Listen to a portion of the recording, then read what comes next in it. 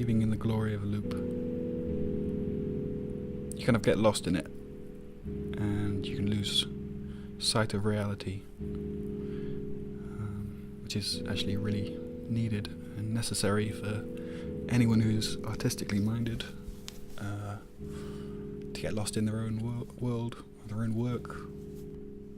There's a perfection inside of you that won't quit, and it'll be kind of exploring the self as well as exploring the sounds inside of your computer. Sometimes it's quite often an immediate thing. I'll need to get up and listen to some weird sounds, or just get headfirst in weird sonic adventures. If you've got your head in loads of sounds, it's quite hard to get yourself out of the house, because everything seems a bit too surreal to cope with, and in the end you just want to go back to your little cave where it's nice and safe and you can dwell in these sounds that no one else hears. Not yet, anyway. I guess it's the idea of seclusion, and being so far away from anyone else is quite enticing. I wrote a track called Panspermia, which is about organic material existing on an asteroid or a meteor and landing to Earth, and imagining a sense of desolate isolation and then coming into a warm planet and suddenly being able to thrive and develop and grow and expand.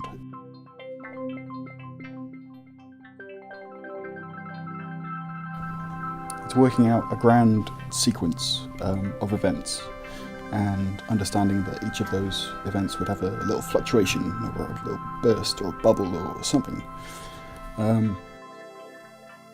How it would collaborate with all the other bursts and bubbles and fluctuations. It's just nice to put into sequencing and music.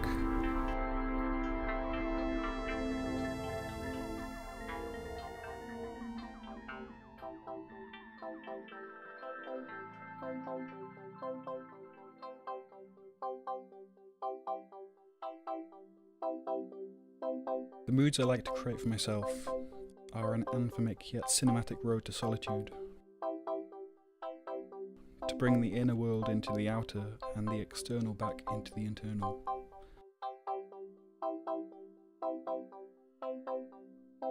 I like to feel accomplished in my sound sculptures because I dream these and I try to create them. Finding a needed escapism inside a suspended chord in space, like it's an abandonment of linear continuity. Time can disappear.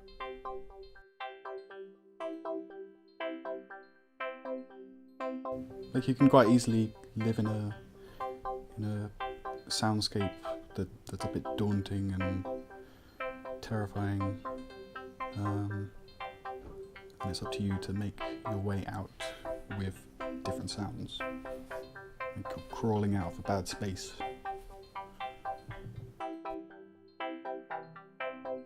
You can get a sense that you've wasted a lot of time,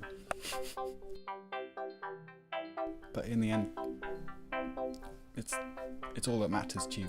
This piece of music, and you can leave the computer. You can go off for hours and come back with a completely different frame of mind.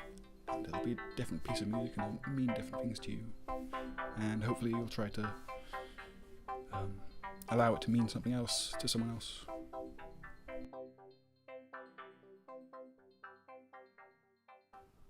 I don't know, if I'm outside and I'm walking somewhere and it feels like freedom,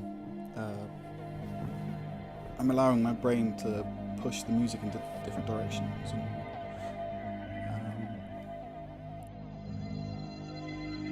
just stepping outside and seeing natural colours and lighting and gradients, lots of gradients. Yeah, zoning in, zoning out.